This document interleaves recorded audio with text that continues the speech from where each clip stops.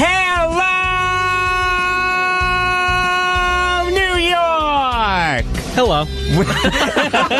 Hi. Everyone in New York just said hi. Hi Awesome. there. Hi there. This is Beyond the Game on the voice of Nassau Community College, 90.3 WHPC.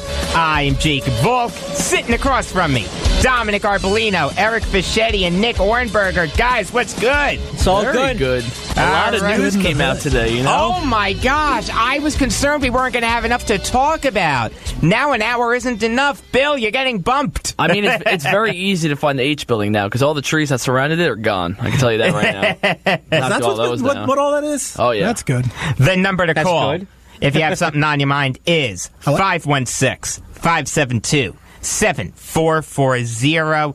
And we got to start with baseball. The Yankees acquired Brandon Drury.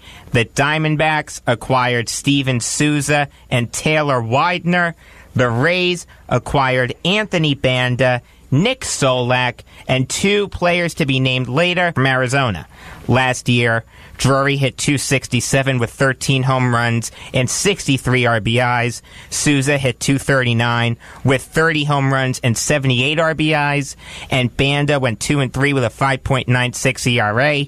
And according to MLB.com, Solak and Widener were the Yankees' 8th and 14th best prospects, respectively. Eric, who do you think won the trade? Well, let me just start out by saying it seems like the Yankees love making three-team deals with Arizona. And because of Granderson. That's right. Yeah, because of Granderson and them getting Gregorius. Yeah. It's amazing. But I think two teams came out on top in this. I really do think that the Yankees won this deal, but the Diamondbacks won too. The Diamondbacks got a guy like Steven Souza Jr. who can help out the Diamondbacks immensely. This is a team that came off a playoff run last year, and the Yankees were one win away from the World Series. And this is a team, and I'm talking in terms of the Yankees right now, that needed to fill a positional need at third base, which is what Cashman wants Drury to do. You didn't like Andahar? I do like Andahar, but you don't know what he is, at least with Drury. In my opinion, this is a guy that has Didi Gregorius-like potential that can possibly come into his own with a change of scenery. And you're getting a solid player to play third base instead of having a question, going into the season. Even though Andujar, there's some possibility there, you want to have a position, especially at third base. You want someone that is going to be a solid third baseman. That's what you want, at least to start the season. If stuff, starts to happen throughout the season, you can change it up and you'll see what happens there. But, to start the season, I think it was a good move just to acquire a solid third baseman, who's going to do the job for you. And on top of that, you have 4 years of service time with him. So he's here for a while. That gives you the opportunity to trade him if at some point they're thinking bigger, thinking Manny Machado or another third baseman. Yeah. It was a big win for the Yankees on this deal. I agree with you. I like Brandon Drury a lot. I was really happy that the Yankees got him. But you know what? Don't sleep on the Rays. Getting Anthony Banda and Nick Solak, two solid prospects. I like Solak a lot. And Banda, too. I'm high on Banda. I'm higher on Banda than Solak, let me tell you. He's a consensus top 100 prospect. The Rays, while they have no idea what they're doing in terms of Corey Dickerson, we'll get to that a little later, but holy moly was that stupid. I gotta be honest with you, I think the AL East teams did very well with this deal. And the Diamondbacks got the short end of the stick, because I'm not a Souza fan, to be honest with you. I think he can help out the Diamondbacks right away, though. Oh, of course he'll help out right away, but I know he had 30 home runs, but he doesn't hit for average. Not too many RBIs for someone who hit 30 home runs. I'm not the biggest Souza fan. Decent glove, not great, not horrible. But I just wasn't a big fan of the haul for the Diamondbacks. And obviously they needed to do something, losing J.D. Martinez, fill that hole. Do you get the feeling at all that the Diamondbacks just felt like they needed to do something just to get people in the building? Didn't I just say they needed to do something to replace J.D. Martinez? You did, but I'm just saying that it's, I don't know, it makes it interesting. At first I didn't understand it, but I mean, if you're just doing a deal to do a deal, it just, I don't know. I feel like they're getting fleeced. To get a 30 home run hitter is never bad. It's not bad. If that's what you're saying. But they're not. Are they competing this year? Well, they made the playoffs last year. Granted, they got swept by the Dodgers, but of course they're contending. We'll see. I don't know. They're not going to make the playoffs this year. I'll tell you that right now. That's my point. I just don't see them having the same impact they had last year. And you've got the Brewers, you've got the Rockies, you've got the Cardinals. You got the Giants again. The Giants are going to be scary. Mm-hmm. Let me tell you, adding Longoria and McCutchen, ooh, Chris Russo has to be very happy. Mad Dog, gotta love him. What are we doing here? Oh, gosh, I love Mad Dog. Oh, you guys are going to get along quite well. Stay tuned. The Marlins signed Cameron Maben to a one-year deal worth $3.25 million. Last year for the Angels and Astros, he hit .228 with 10 home runs and 35 RBIs. What are your thoughts on the deal? I mean, the Marlins needed to add an outfielder. Yeah, I was know that. Somebody needs to play out there. But, so he's at age 30 now in his career, and I feel like, honestly, like, this is where, no offense to the Marlins organization, but this is where just, like, his career is going to die. I mean, no, let's be real here. I'm not trying to be, vague with it. I'm going to be straight to it, I don't blame you. The Marlins, we all know, are in the rebuild. They totally had the fire sale this offseason. Maybe it's still continuing. We don't know. But, again, age 30, again, it's not too old, but, it's getting up there. And then I just feel like, he was a solid player throughout his career, but nothing, like, amazed you, So did nothing really bad last year. Yeah, so again, that's why. When a player does really bad, they're going to end up with a bad team who literally just needs positions. That's pretty much what this deal is. This is just a position filler, is what you're saying. Yes, and that's really what I 100% agree. They needed an outfielder in wake of, honestly. And they still want to make that Miguel Cabrera trade work for him. What a joke that was. Even years later. Oh, that's funny. Cameron Maben was part of the haul that the Marlins got when they traded Miguel Cabrera to the Tigers.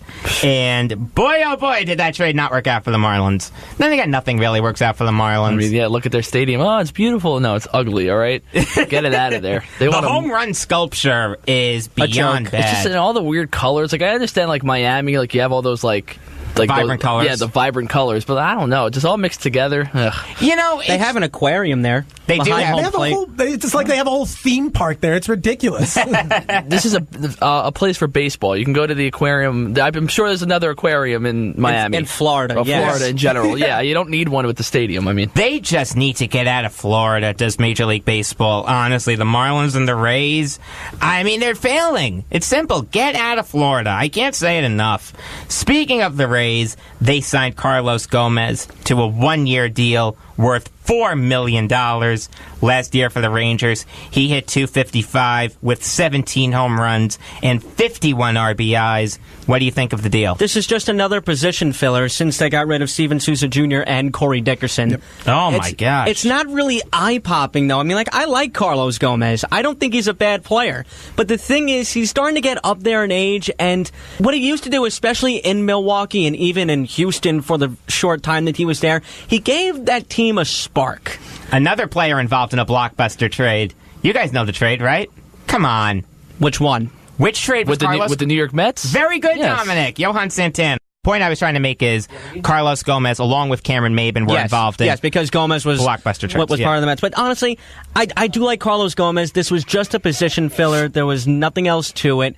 Honestly, it's kind of like a deal that needed to happen. We do have a caller on the line. Caller, you're on Beyond the Game. Hey, it's TJ from NJ. How are you? Doing good, TJ. What's going on? Listen, so I'm going to shift gears and go to hockey. Tell me what you think about the Grabner trade over to the Devils. I woke up and I was shocked when I saw it. Oh, TJ, I'm a Devils fan just like you. I'm thrilled with the trade. I think they're TJ's a Ranger fan, Nick. He's a Ranger fan? In New Jersey.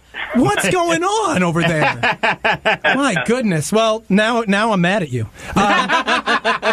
I think it's a good move, honestly, and I don't think it hurts the Rangers that bad either. They're getting a second-round pick. They're getting a defenseman, which they desperately need. I just think it works for both teams. I think in the future it lends better to the Rangers, depending on who they use this pick on. But for right now, I think the Devils are just arming up for a deep playoff run.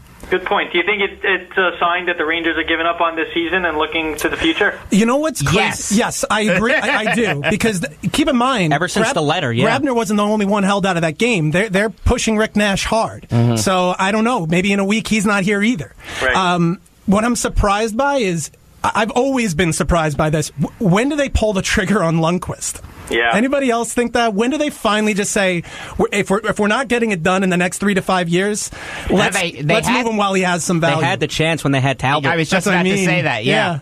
And I thought that was happening then. Yeah, so did I. It's interesting. That's an interesting thing. I don't know right now because I feel like, if they're going to be able to rebuild around someone, I mean, to have a solid goaltender, which we all know Lundqvist is, I feel like, he's the guy you're going to keep for a little bit.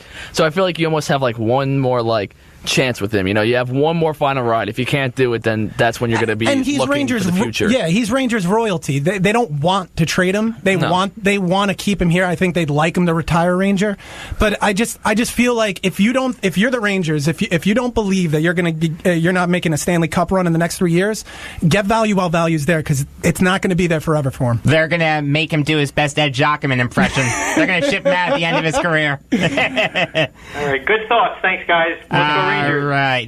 Go Rangers. Get out of here. Jersey. Gee whiz. Oh, my God. He may be from New York. I don't know. You're listening to Beyond the Game on the voice of Nassau Community College, 90.3 WHPC. We are live twice a week, Tuesdays at 5 p.m. and Fridays at 3 p.m. I am Jacob Volk. Sitting across from me, Dominic Arbolino, Eric Fischetti, and Nick Ohrnberger.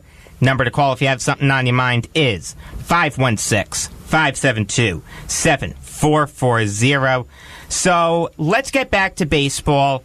The Rays traded Corey Dickerson to the Pirates for Daniel Hudson, Tristan Gray, and $1 million. That's $1 million. Do my best impression of the lottery guy. Last year, Dickerson hit .282 with 27 home runs and 62 RBIs, and Hudson went 2-7 with a 4.38 ERA. On the off chance that it's up for debate, who do you think won this trade? Tampa Bay forgot how to baseball. They did. I mean, this is a thing. He has to love this. This is a thing. Oh, yeah, that's right. He's a Rays fan. He I is a forgot Rays about fan. this. Well, I hope he's enjoying the rebuild process. I've been going through it for a long time. Being a Met fan.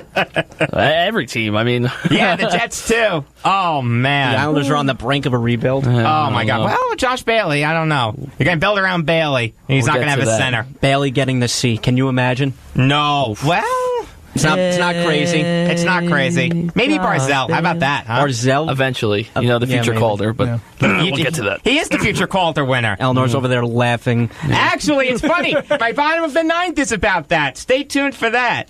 Eric, you're 100% right. The Rays did forget how to baseball.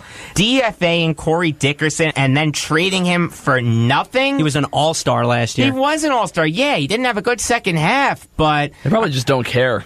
Something they just want to stop. My mom has a saying about people in Florida. Too much heat there. Can I talk, please? Gee whiz. Too much heat makes your brains melt, and I think that's what's happening here. Cameron Maven, complete disaster of a signing. I don't know what the Marlins are thinking there. The Rays are getting rid of Corey Dickerson for peanuts and replacing him for Carlos Gomez, an inferior player by far. I don't know what's going on in Florida, guys. We just need to take a saw like Bugs Bunny did and get it out of the USA.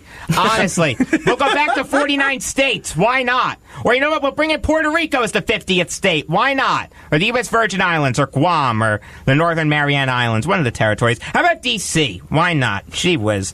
Good geography. Thank you. You never know what you're going to get on this show. Geography 101. You're on Beyond the Game. You guys are going to be the death of me, I swear. The Rangers signed Jesse Chavez to a 1-year deal worth $1.5 million last year for the Angels. He went 7-11 with a 5.35 ERA. What are your thoughts on the deal? Filler. It is filler. This is like the next man up if an injury happens. It is. And besides, it's Mike Minor and Matt Bush are basically the fifth starters potentially over there. So it's Matt Bush is a starter now because he was a reliever last year. a reliever. Wow, excuse me. Basically, he whiz. Yeah, but we're having way too much fun on this show. I thought I was going to be a little loopy. I wrote down and he was a starter. I guess not. We're all loopy. It's just been an incredible Newsday, so it's just like, you know what's funny? I got up at 7:45 this I remember, morning. you texted me. Which, is normal for a lot of people. but I'm usually getting up at like 1 or 2 o'clock in the afternoon. I mean, I am completely zonked. I'm telling you, as soon as I get home, I'm going to take a nap. I wish I could take a nap. I thought I was going to be the loopy guy. You guys are nuts. We're always loopy. At least Eric and I. Yeah, pretty much every show. Well, Nick is we'll too. see about You guys Nick. haven't This is learned his enough about me. I was going to Exactly. say, wait a minute, I've talked with Nick more than you guys have. And Exactly. So we don't know. While you are an incredible guy, incredibly smart guy, Oh, thank you. you do have a few screws loose. But that's why I love you. Yeah, we all well, have a few screws We're going loose to here. disagree on some of the football stuff, I have a feeling. Oh, my God. Watch, when the Jets sign Kirk Cousins, you're going to be killing it. I'm going to be praising